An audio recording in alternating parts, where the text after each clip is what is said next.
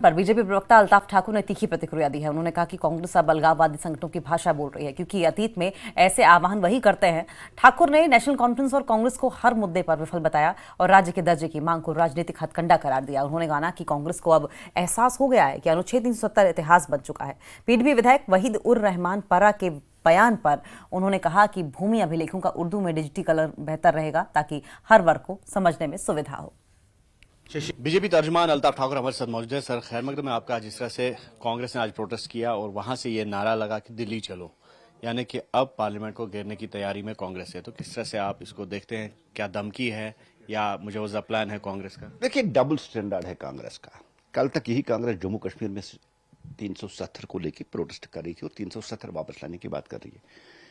कम से कम आज उन्होंने सच्चाई एक्सेप्ट की है कि 370 वापस आने वाला नहीं है, इसलिए अब स्टेटहुड की तरह वो चली गई। स्टेटहुड कमिटमेंट है पीएम साहब की और गृह मंत्री साहब की, ऑलरेडी वो कमिटमेंट है। अब जिस तरह से वो धूस और दबाव वाली ये सियासत करना चाहते हैं, ये वो गवर्नमेंट है जो किसी दबाव में न कभी आई है और न कभी आएगी। स्टेटहुड प्रॉमिस है जम्मू कश्मीर के लोगों के साथ, वो वापस आएगा। अब ये दिल्ली चलो, कौन सा चलो, क्या चलो, मुझे लगता है कि गिलानी और जितने भी यहाँ वो दूसरे अलगाववादी नेता थे जो हमेशा चलो की काल, उसी चलो को ये फॉलो कर रहे हैं। बेसिकली एक नया शोशा है जम्मू कश्मीर के अवाम को धोखा देने के लिए, क्योंकि ये कोलिशन में है नेशनल कॉन्फ्रेंस के साथ यहाँ जम्मू कश्मीर में, और ये फेल है। पिछले 9 महीनों से ये कुछ नहीं कर पाए। न इनकी गारंटियां पूरी हुई, न इनके वादे पूरे हुए, न कहीं पानी है, न बिजली है, न जॉब है, न गैस है, न चावल है। फेल है उनकी गवर्नमेंट। उससे अटेंशन डाइवर्ट कराने के लिए अब उस हुर्रियत के नक्श कदम पे चलो की काल इन्होंने दे दी है। और वहीं श्रीनगर में स्टेटहुड की मांग को लेकर कांग्रेस ने बड़ा प्रदर्शन किया है। इसमें जम्मू कश्मीर कांग्रेस के अध्यक्ष तारिक हमीद कर्रा भी शामिल हुए। इस दौरान उन्होंने पूर्ण राज्य का दर्जा बहाल करने की मांग की। इस दौरान तारिक हमीद कर्रा ने कहा कि पिछले 6 महीनों से हमने जम्मू कश्मीर में राज्य का दर्जा बहाल करने के लिए पूरे जम्मू कश्मीर में हमारी रियासत हमारा हक कार्यक्रम की शुरुआत की, जिसके तहत हमने जम्मू और श्रीनगर से चलो दिल्ली चलो की अपील भी की है। हम 21 तारीख को दिल्ली की ओर कूच करेंगे।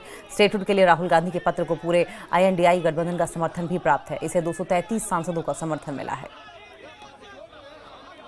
इस कदम को, उससे हमारे हौसले कम नहीं होंगे। हमारे हौसले इससे ज्यादा मुस्तकम होंगे, जिसके तहत हमने ये कहा है कि चलो चलो दिल्ली चलो।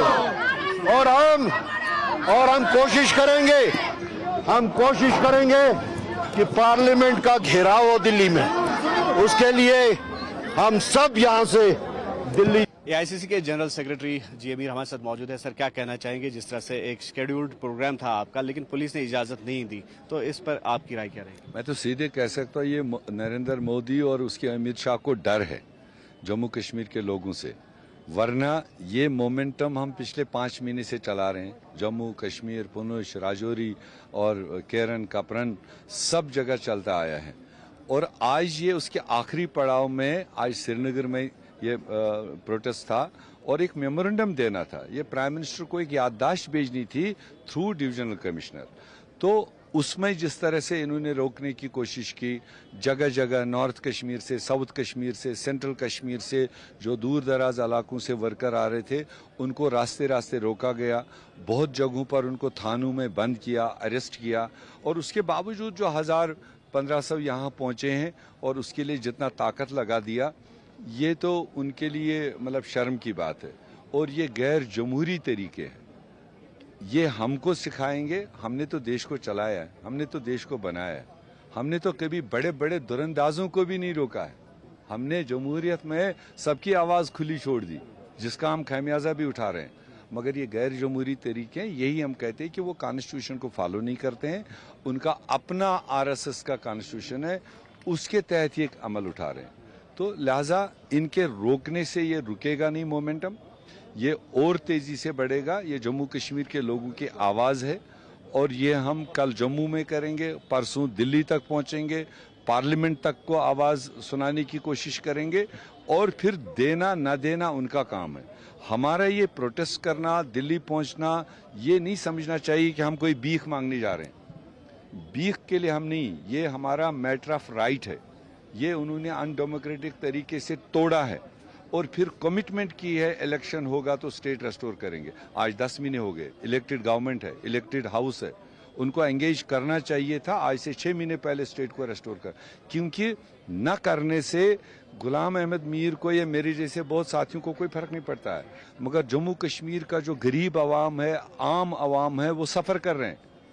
और यहाँ जो ड्यूअल पावर हाउस बना रखा है, एक तरफ राजभवन एक तरफ सेक्रेटरीट, उसमें आम लोग पिस रहे हैं। ये मैं जानता हूँ, ग्राउंड पर लोगों के ज़रूरियात ज़िंदगी जो है, पीने का पानी का मसला हल नहीं हो रहा है, इरिगेशन खेत सूख रहे हैं वो मसला नहीं हो रहा, बागात सूख रहे हैं, आपके हॉस्पिटल फंक्शन नहीं कर रहे हैं, आपके एजुकेशनल इंस्टीट्यूशन क्वालिफाई नहीं करते हैं पढ़ाई के लिए।